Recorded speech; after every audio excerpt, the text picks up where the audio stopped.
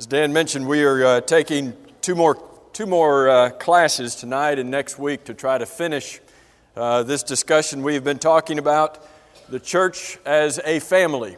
The Bible uses a lot of words to describe the church. Talks about it as a kingdom, talks about it as an army, talks about it as a temple, talks about it in a lot of ways, and each of those words has a special meaning and special significance to it. But the Bible also uses the word family to talk about the church.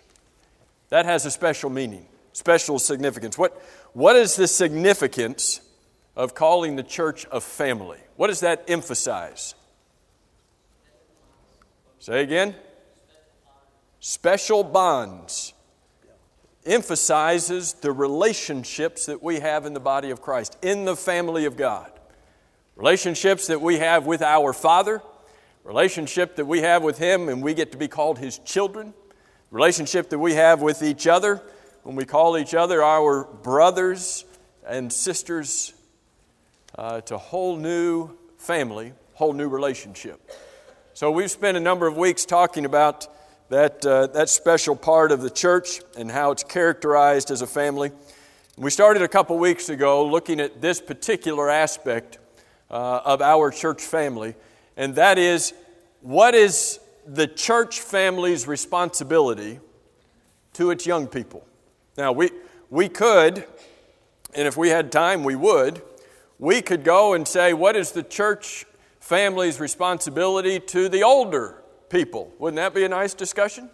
What's the church family's responsibility to the middle-aged people? We could have a class on that, couldn't we? We could have a class on what's the church family's responsibility to the singles.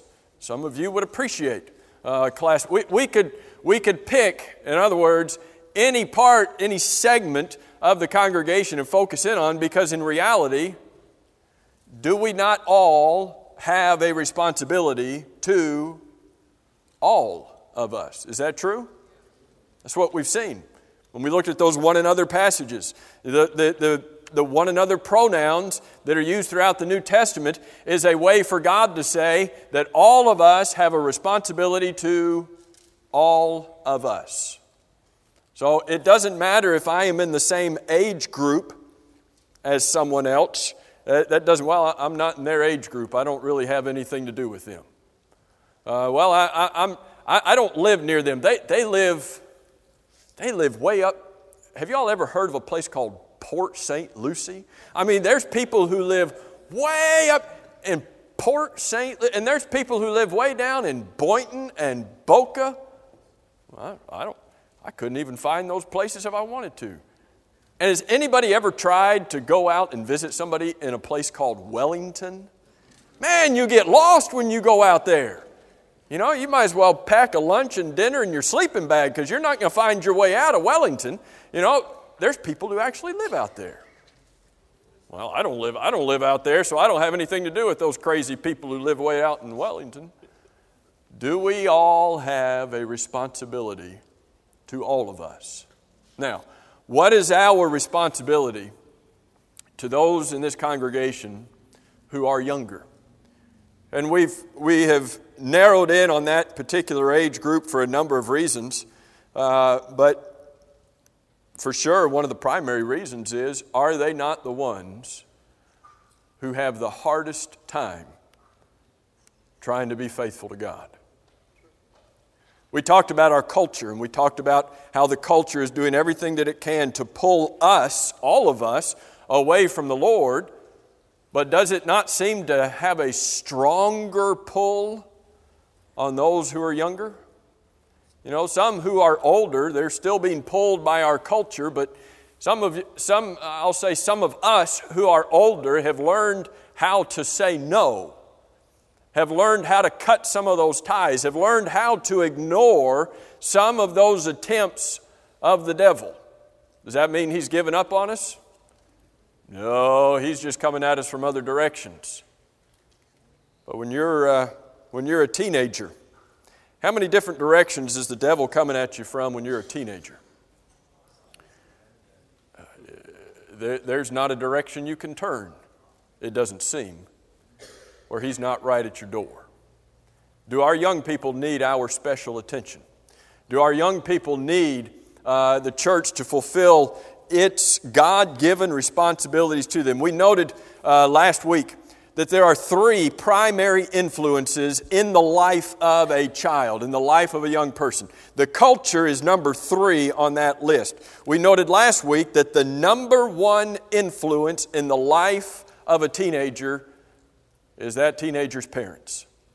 That's the last thing they want to hear. Don't you know that? They'd rather the teacher say you have an F than to hear that their parents are the ones who have the greatest influence in their life. Why is that? Why don't they want to hear that parents have the greatest influence on them? They're not in here, by the way, tonight, so you can say whatever you want. Why is it? They don't want what? Oh, they don't want the authority over them. Freddie, you got any kids? You know about this, don't you? Dave? The biggest problem teens have is they're just getting at a point where they're developing their own faith and not their parents' faith. And so they're beginning to question everything because now they're thinking, they're using their minds rather than just being told what they should do. Well, and that's a positive step. You know, we can look at that, and often do, and look at that as a negative step. When the teenagers reach a point where they are developing their own faith, Dave talks about, where they're no longer hanging on to their parents' faith, they're trying to develop their own faith, and so in that process, they begin to question everything. Now, as parents, we hate that. Don't question me. You ever said that to your kids? Just do it, would you? They start questioning everything. Well, is that not healthy? We talked about, however many classes ago it was, that our culture is doing practically zero to create within the minds of our young people any desire for critical thinking, any understanding, any tools or skills towards critical thinking. Our culture is not helping us in that area. Do we want our children, or do we want our teenagers to develop skills for critical thinking, where they do begin to think for themselves, where they do begin to ask questions? But what is important when they start to ask questions? What do they need? Answers. And somebody said it. What kind of answers? The right answers. You know, teachers know this. You can ask questions. Do you always get the right answers? Teachers, you always get the right answers? If you always got the right answers, you would put those red pen companies out of business, wouldn't you? They wouldn't exist. But red pen companies exist because kids don't always get the right answers. When our kids start asking the most important questions about their spiritual lives, what kind of answers do they need? We have a response. Now, for parents not only have the primary influence in the lives of their teenagers, parents also have the primary responsibility for their teenagers, for their children. And so when we talk about what is the church family's responsibility towards its young people, it is not in any way to imply that the church is taking over responsibility for the raising of the children. Anybody interested in doing that?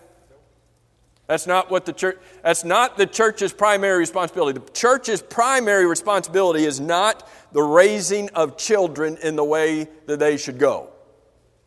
The church has a responsibility to all of its members, and sometimes a special responsibility to those who are younger. But as we think about, and as you think about this, as we think about what is the church's responsibility to the young people, start to consider the fact that if parents have the primary responsibility, if parents have the primary influence in their lives, then should the church not also, while it is trying to fulfill its responsibility towards the young people, also look to that whole family unit to encourage them, to build them up, You know, sometimes we focus in on the children in their Bible classes. We focus in on the children in their youth programs. And what do we do for the parents? What do we do for training of what do we do for that family unit? How many family events are there? We talked, was it last week or the week before, where the different philosophies of youth ministry over the years have been, where the whole approach of youth ministry is that parents drop their kids off and leave, and they have nothing to do with their kids and the youth program. And so the parents are doing their thing, the Bible classes are doing their thing, the youth program is doing its thing, and what? They never meet together. They never work. Does that see?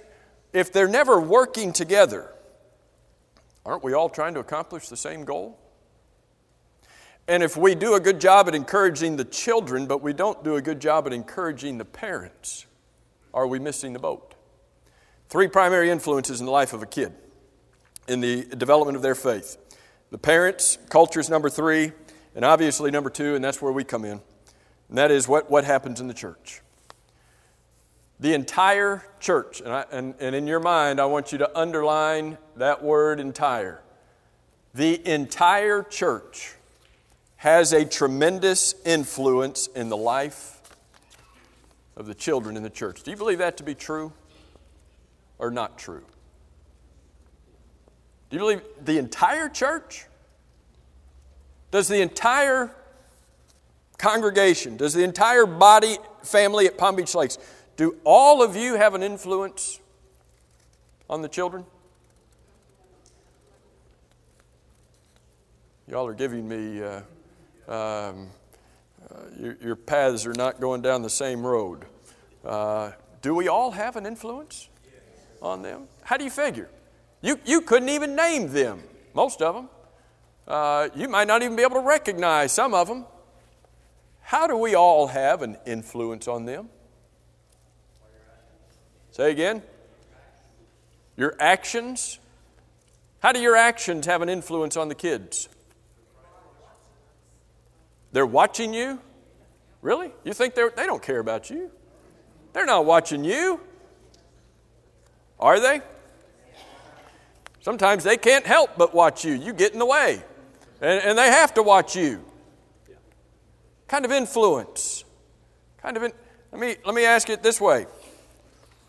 What kind of influence do you have on the young people in this congregation when you're not here for worship and Bible class? Do you think that it sends any kind of a message, not verbal, just nonverbal, subliminal? What sort of message do you think it sends to the average child, young person, teenager, whatever, to their heart and their mind when they see an auditorium full of people at 10:30 on Sunday morning? But at 6:30 on Sunday night, there's only about half that many people there. Does that have any influence on kids at all, you think? Harrison? We talked about it at the lock-in during the devotional. Talked about the fact that a lot of the teens, depending upon their age, can't even drive. So the influence on them to make it to worship, it depends a lot on the faith of others and the diligence of others to either give them a ride if their parents aren't Christians, or their parents, finding the time to set aside to make sure that they worship, because early on they're so impressionable. Right. The children, by and large, rely on their parents or other devoted Christians to even bring them to worship and Bible study to begin with. Except for those who are old enough and have a driver's license. For those who maybe you've provided them a BMW to drive around once they get their driver's license. But they cannot even be here to be influenced by you unless somebody brings them here. Darren, you had your hand up.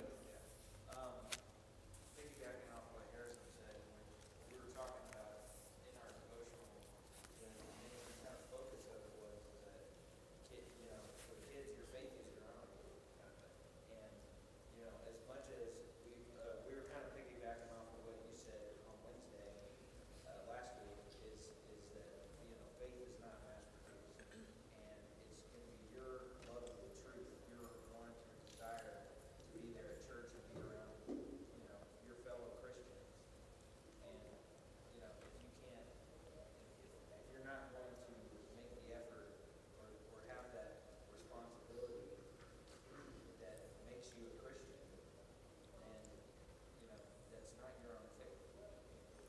What is it?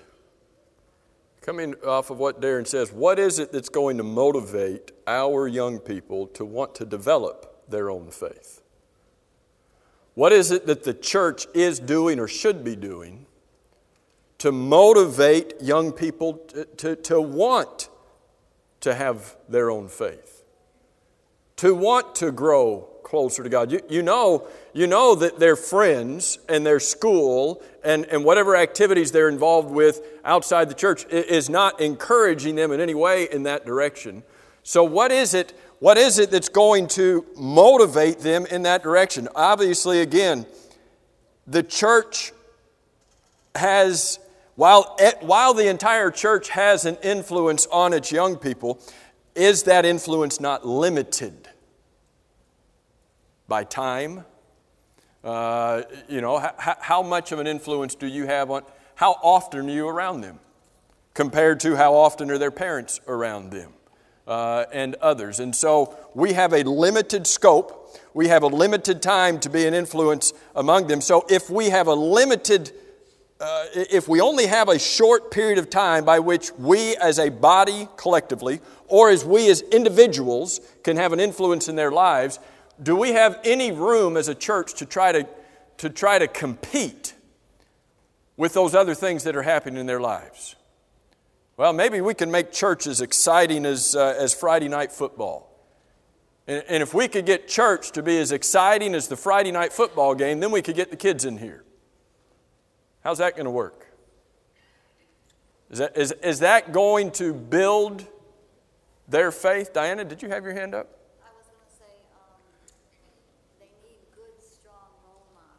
Yes.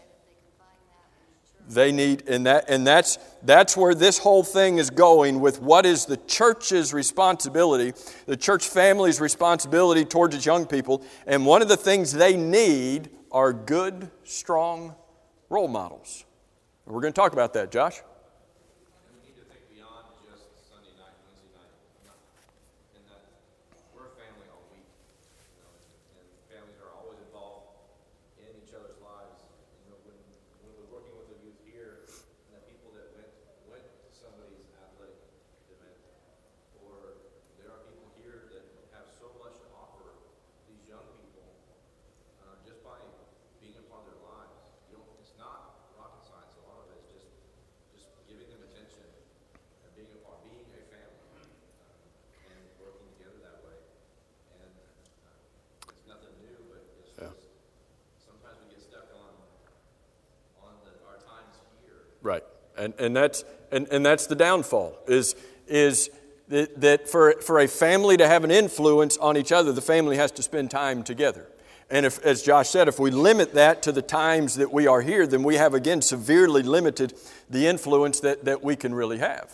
Now, does your family ever spend, your immediate family, does it ever spend time together outside the walls of this building?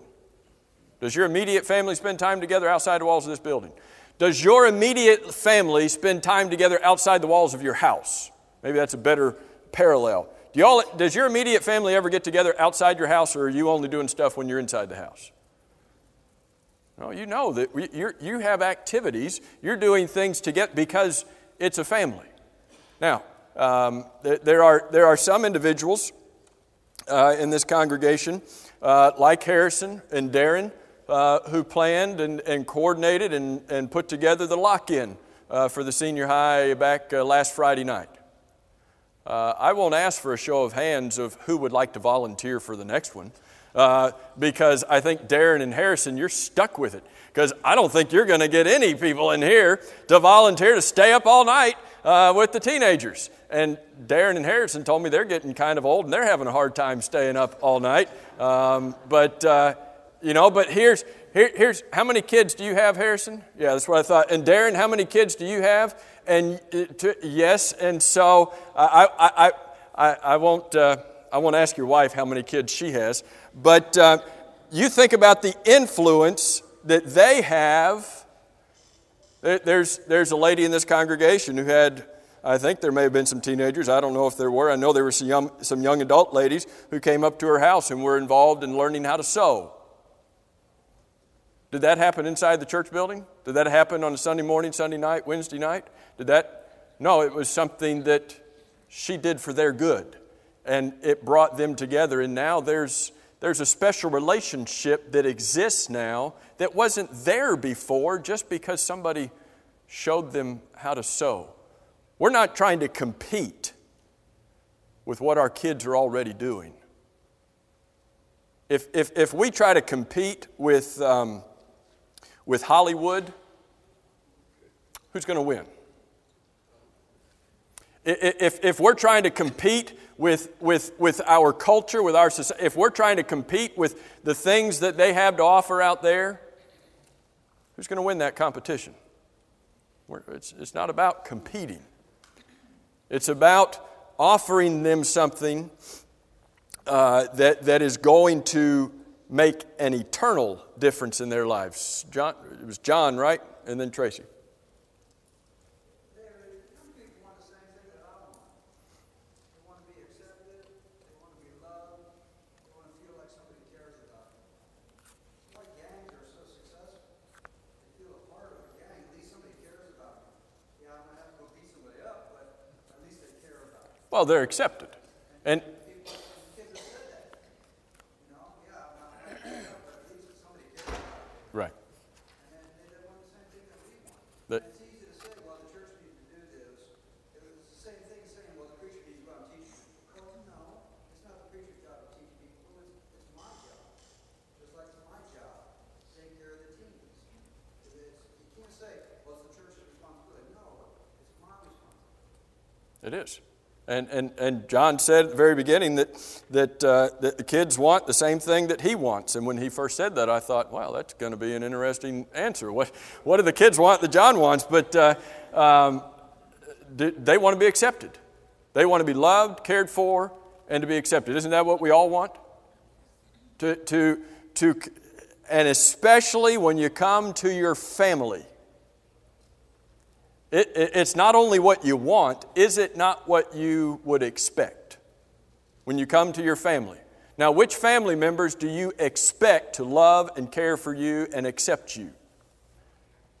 Well, it'd be nice if everybody did. I think Tracy had a hand and then Darren had a hand. It's the difference between an activities and entertainment-based focus versus a relationship-based focus to your religion and your spirituality. I mean, we think in this society that we have to trick our kids into going to church, that we have to entertain them and make them excited, and that's what's going to make them want to be there. But we've seen that that doesn't keep them there. If they have relationships with people who are not their parents, but people who are Christians who are interested in them and interested in their lives and genuinely interested in them, then they want to become and stay a part of that larger family. Jesus called us brethren, and he did it for a reason, because we need to be building relationships within this church family. I'm going to come back and build on that in a second. Darren and then Matthew. Well, I was just going to say, I'm constantly reminded of something I specifically hear Dan saying a lot, and that is that our youth is, or could be, the last generation of the church.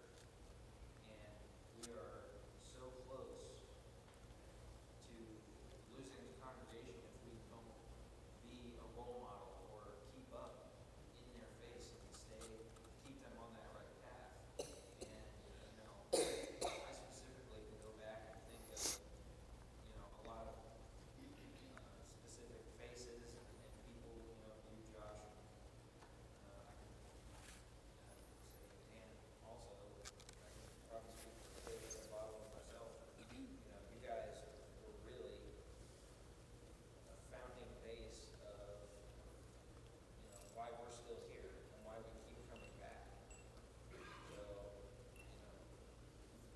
when you're a kid, I guess you don't really notice it as much, but later on, and that's kind of like what Matt was saying last week, thank you guys for what you did. Matthew? At the beginning of the series, you made the point that we're all different people, and we bring our own things to the table. And we can't rely on, say, Kevin here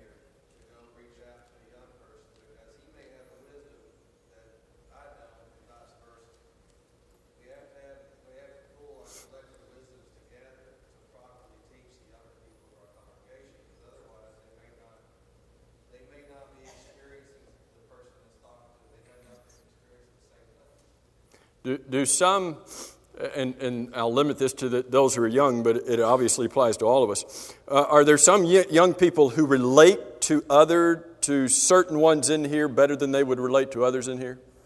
We all do that. Are there certain people that we might relate to easier than we would somebody else? So, and as part of what Matthew's saying, at least in part in application, is that, at least from what I'm taking, there are some people that Matthew may be able to relate to, reach to, and have a stronger influence on than Kevin would. Well, does that mean that Matthew's in a better position to go and have an influence? No, Matthew says we're all different. But remember the passage that we looked at several weeks ago when we looked at Matthew 25, where Jesus said, as much as you've done it unto the least of these. Now, you fill in the blank of who you think the least of these are. As much as you've done it unto the least of even some of our young people, what did Jesus say? You've done it unto me. Well, I'm going to leave the responsibility for what we're doing with our young people. I'm going to leave it up to those who are younger. I'm just a little bit too old to have to get in and deal with all of that. Well, can you imagine Jesus saying on the day of judgment, "You did not do it unto the least of these my brethren, therefore you did not do it unto me." That responsibility that we have is not just for those who are close to their age, and I want to skip some of this. The Lord's church must stay focused on its young people individually. We talked about that. I want to get down to this last point, if I can, right, that one right there.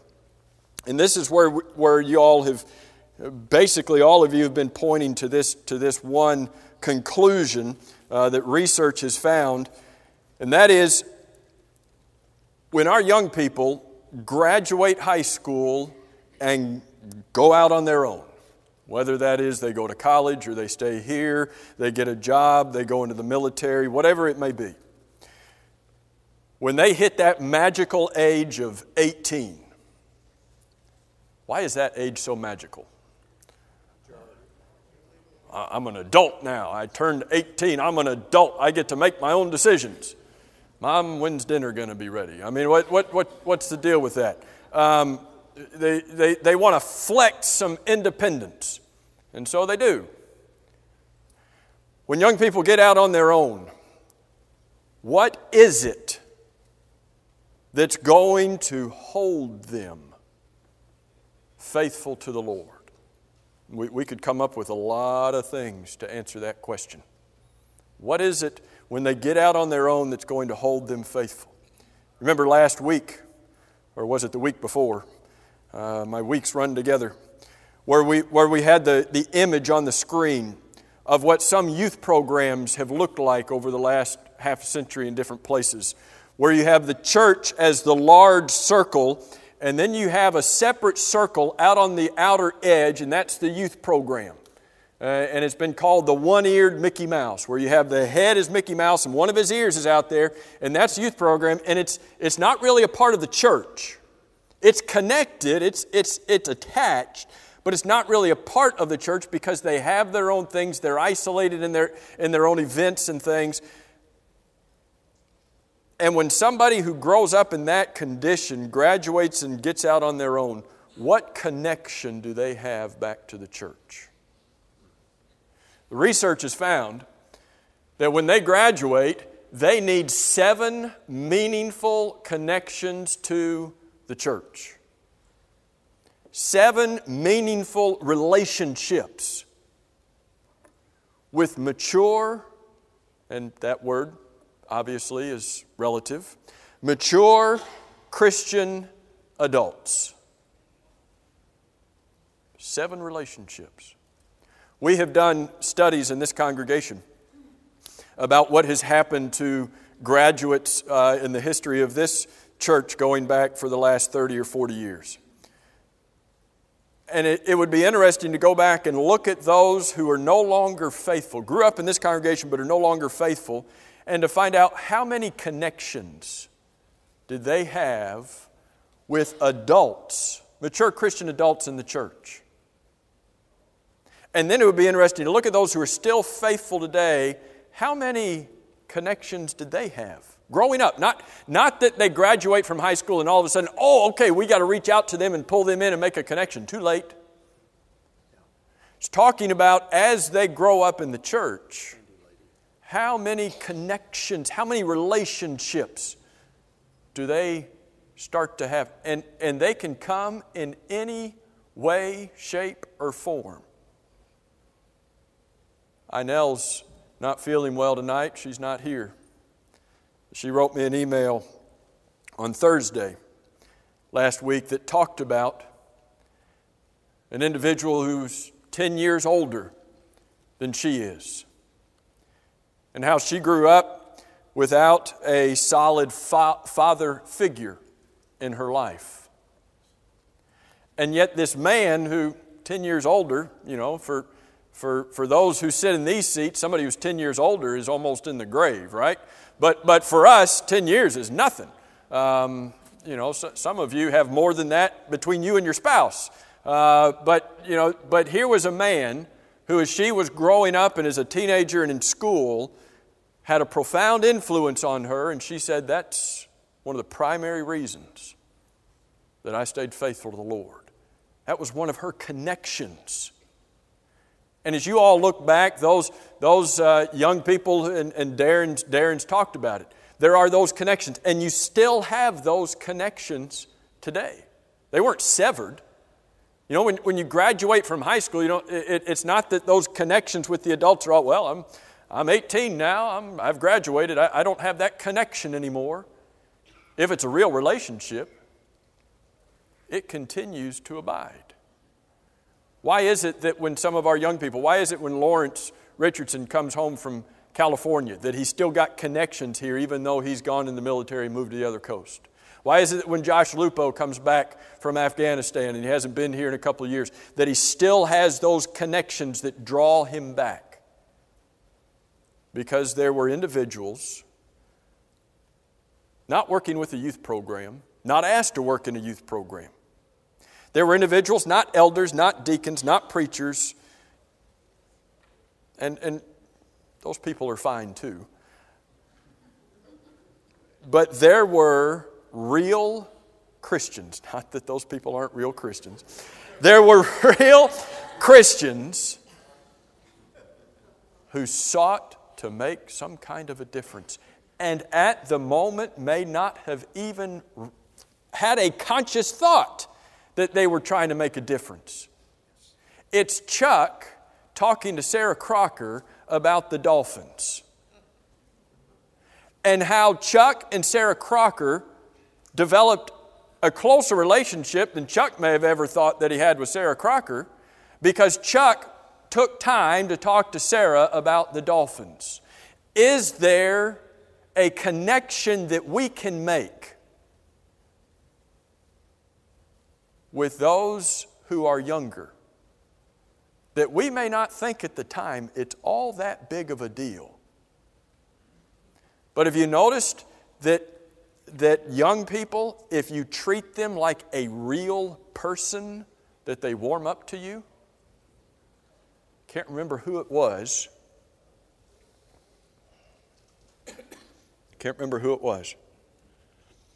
Had a kid sometime in the last year say to me about one of you, and I can't even remember, it was a good situation. But they said, they treat me like a real person. They don't talk down to me. And they don't get into that voice. You know the voice that you sometimes use when you're talking to a kid? Maybe it gets a little high-pitched. How you doing? You doing okay? All right, you're so cute. This kid said they don't get into that fake voice. They just talk to me like I'm a real person. You know what kind of a connection that makes?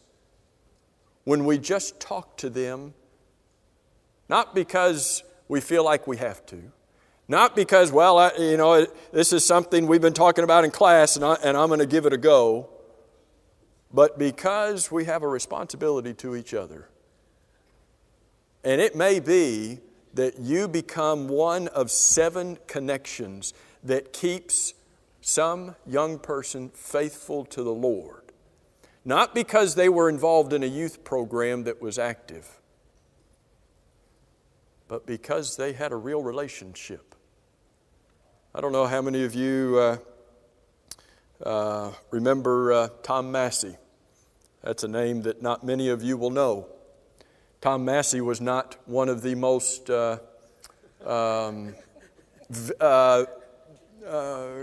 he was not one of the men who was prominent in the church. He was not one of those who stood out in front of the church and was known by the church.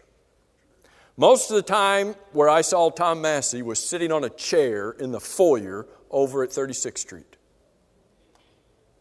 But do you know, every time I walked by that chair in the foyer, left side of the foyer, right before you went in that door, Tom Massey sat there. Do you know, every time I walked by him as a little kid, he said hi to me. And he talked to me like I was somebody. He probably had no clue that that meant anything. But it was an older man. I didn't know him very well.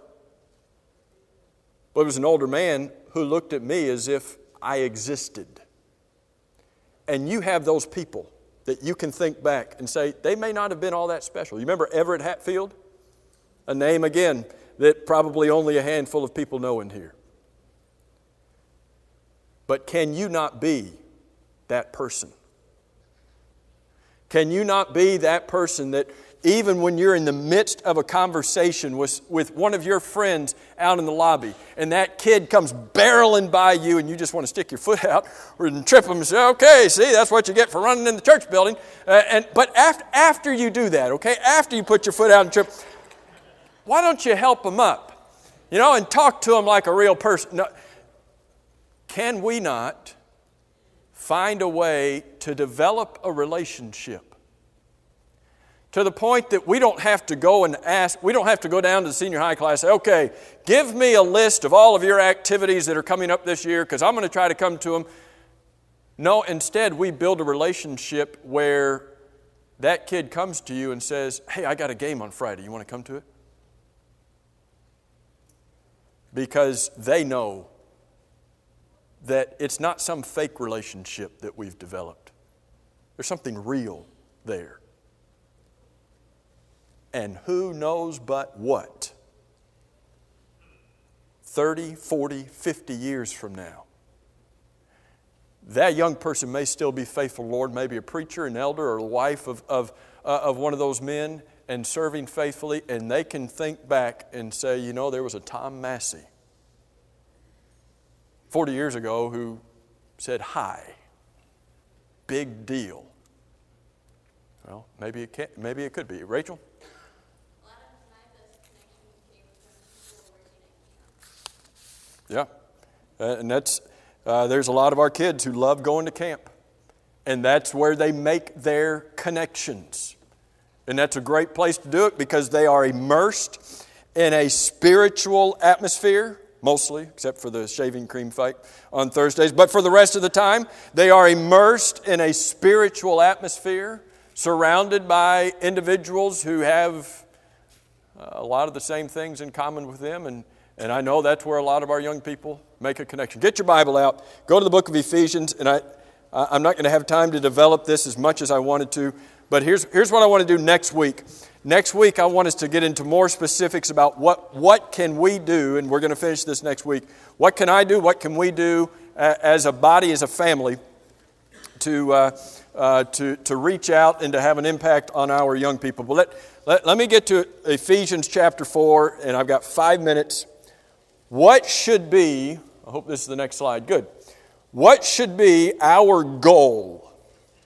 You got to set out a goal. What are we trying to reach for? When you think about our responsibility towards those who are young, what is it that we are trying to accomplish? Somebody used the E word a little bit ago, to entertain. And that seems to be the focus a lot of times is, you know, we want to entertain our teenagers. And so we think, well, we'll get in a competition with the church down the street and we'll see who can draw in more kids. What's our goal? Build a relationship with God that's going to get them to heaven. Build a relationship with God. It's going to get them to heaven. Look in Ephesians chapter 4, and I'm going to run through this real quick. I just want to give you some things to chew on. In Ephesians chapter 4, God talks about how He set up the church and how in that early church He gave specific responsibilities to specific individuals. He says in Ephesians chapter 4 and verse 11, that He Himself gave some to be apostles, some prophets, some evangelists, some pastors, and teachers. Why did He do that? Why did God look down at the church, develop the church, organize the church, and to put into place certain individuals who had certain charges, responsibilities to carry out in the church? What was their goal? What was God's goal for the church? Verse 12. That for the equipping of the saints. I'm going to give you 3 quick goals. I hope I got time to do this. 3 quick goals. What do we need to do for our kids? We need to equip them. Do we not? We need to equip them for serving God. How do we do that? And I wanted to take time, and Jim Davis is here, football coach. I wanted to ask Jim, how do you equip? I wish we had time to talk about it, Jim. How do you equip a football player to go play football? I mean, you just put your arm around a kid and say, hey, get out there on the field and play football. Or is there something you do to equip them? You know, we've got people who work in construction here. You think about equipping somebody. You think about putting tools in their hand. How would you like to be on a construction site and guys, first day, hey, go grab that circular saw and go cut that board over there, would you? Well, he's going to cut more than a board. If you don't take the equipment, put it in his hand, and then what? Show him how to use it. Here we are as older, mature, and again, relative word, older, mature Christian adults. What do we need to be doing for each other? Equipping each other. What do we need to be doing for our children? Equipping them for 2 purposes, verse 12 says. Equipping them for the work. We need to tell our kids, if you're going to be a Christian, it's going to take work. And one way we do that is by showing them how to do it. Not just telling them to do it. Show it. That equipping them is showing them how to do it. Number 2, in verse 12, is another purpose to equip them for the building up, the edifying of the body. Who's responsible for building up the church? Everybody is. We need, and I just wish we had time to talk about it, but I want you to think about this goal. Our goal for our families, not just our youth. What about our parents? Should we not be equipping our families and our parents? For what? To work. To serve the Lord. And to edify the body. Number 2, what's the second goal here? Second goal in verse 13. Number 1, we've got to equip them. Number 2, we need to grow them. We need to do what we can to grow our kids. How do we do that? What does verse 13 say? We've got to teach them the knowledge of Christ. We should never, ever be ashamed to walk into a Bible class, to walk into a devotional, to walk into a pulpit during worship, and to preach the gospel even to our kids. How do we ever expect them to develop a faith of their own if they're not taught the Word of God from which comes faith? If they're going to grow, if they're going to stay faithful, they must be. And that's what verse 13 says. And I realize the primary context of Ephesians 4, and I meant to say this at the beginning, is talking about what was going to transpire as the church matured and grew in the first century. And what I'm trying to do with this is trying to make application of it today. So I understand that there was a primary understanding for that early church. I'm just making application here. If this church is going to grow, it's got to teach the knowledge of the truth, and that's what verse 15 says, that we're going to speak the truth in love. So why are we doing that? Why are we trying to help them to grow? Look at verse 13. We want them to grow to become a perfect, mature, fully grown man. What do we want? What's the end result that we want for our teenagers? Do we want them to be mature Christian adults? If that's our goal, if that's our purpose out there, then there are going to be steps that we take along the way, and I know our time is short. Look at verse 13. to grow to the measure of the stature of the fullness of Madonna. Is that what your Bible says? I want you to grow up and I want you to be like Derek Jeter. I want you to grow up and I want you to be like Sammy Sosa. I want you to grow up and I want you to be like who? Who's the measure? Who's the standard? I want to grow up. Did you ever mark your kids' growth, their height, their growth chart? Well, here's how tall you are. Here's how tall you are. You're almost this tall. Put up a stature of Christ. Here's where we're trying to get to. And don't be ashamed to say to our kids, this is the one we're trying to emulate, so that we're no longer children tossed to and fro and believing anything, but that we grow up into Christ. I become like Him. Third goal. And here's this sense of belonging. We've talked about that. Here's our third goal. We've got to equip them, put the equipment in their hands, show them how to use it. We've got to grow them. To what point? Grow them to maturity. And then Colossians chapter 1, parallel passage, twin epistle to the book of Ephesians. Colossians chapter 1, what's our third goal? To perfect them. What does that mean? To present them, and here's how we do that. One day, our children, your children, my children, the children of this church, one day they're all going to stand before Christ on the day of judgment. One day, as you might see it, we as a congregation are going to take a young person who's grown up in this church, and we are going to present them before the Lord. They're going to be presented. We want to edify them. We want to equip them. We want to do what we can to help them grow and mature. Why? Because the day is coming when they are going to be presented before Christ. How do we get them ready for that? Look at verse 28, Colossians 1 and verse 28. We preach Christ. We warn the young people. We teach our young people. And we do so, what does he say in verse 29? We do so with labor and toil. We work ourselves to death, trying to build faith in them, so that on the day of judgment,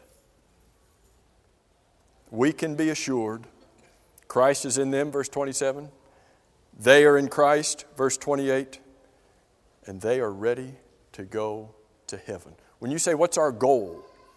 Our goal for all of us ought to be to equip one another, to grow and help each other mature, and be ready to present each of us to Christ. But specifically, what's our responsibility towards our kids? Is it not to get them ready? To get them ready for the day of judgment. We can entertain them all day long. We can have the greatest this and the greatest that and the bells and whistles and all of this stuff going on. If they graduate from high school, and the day they graduate from high school, they graduate from the church and they graduate from God and they graduate from Christianity because we did not help them to create connections and relationships that would help them survive the trials of life, and they enter into they go out in the real world, and they don't have that foundation. The day's going to come when we're going to have to present them before Christ. Is it possible that Jesus could say to one of us, you didn't do it unto the least of this young person right here. Therefore, you didn't even do it unto me. We all have a responsibility. One more week. Next week we'll talk about some more specifics, how we can all get involved and be a part of this. Thank you so much for your patience and your attention.